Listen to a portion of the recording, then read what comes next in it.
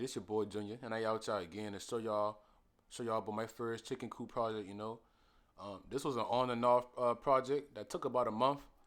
It was built from all recycled materials, minus the chicken wire and the screws, but everything else, it came from a scrap pile, scrap material piles. People just have wood and different things laying around. So I tried to pick from that as much as I can to save money.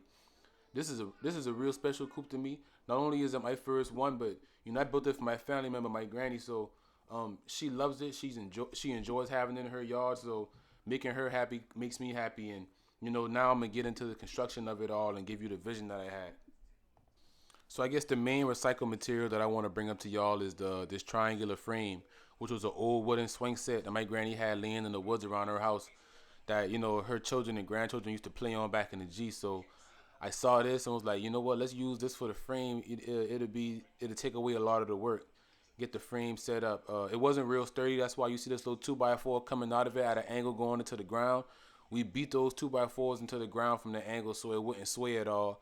And then as far as the bottom of it, we buried some little 5-inch board, 5 or 6 inch boards in the ground all the way around the coop to keep them little things out that may want to dig up in there and come in there and harass them chickens. So if you dig, you gonna hit a bunch of wood before you come in there. If you get in there, you gotta be motivated. You feel me?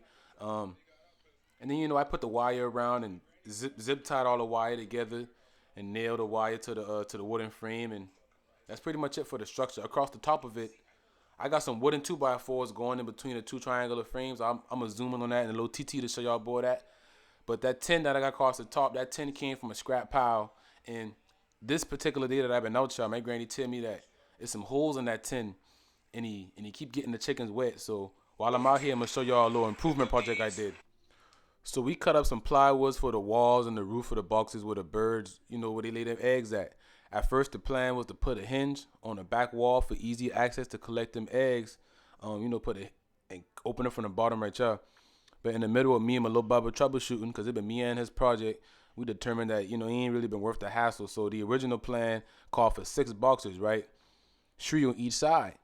But what ended up happening was, we put a board across the top for the roof. My granny put the hay in there. She put hay in all 6 boxes, and she put hay on top of the boxes.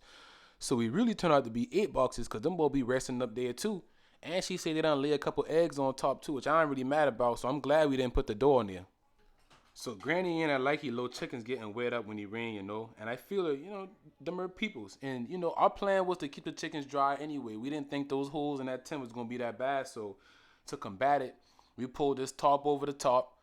And, this top got some little O-rings on them. So we pulled it tight, marked where the location was for it to be tight, and threw some nails in there and hooked the rings around it. And, the holes ain't that big, but when they roosting up here in these not roosting. I don't know if the hens roost or just the rooster roost. Anyway, it ain't important.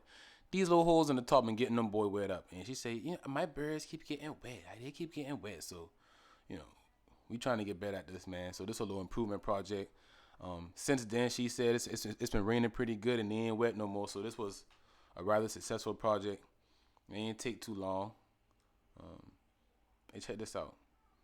My dog put 3 nails in one hole.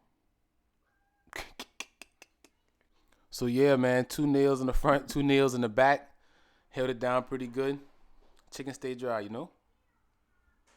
So having a couple of birds in your yard, your chicken in your yard, it's very common practice for our culture and our community, colored people, and people still got them for sure, but you don't see it as it ain't as prevalent as it used to be. And that's why I'm on this mission to refamiliarize myself with it.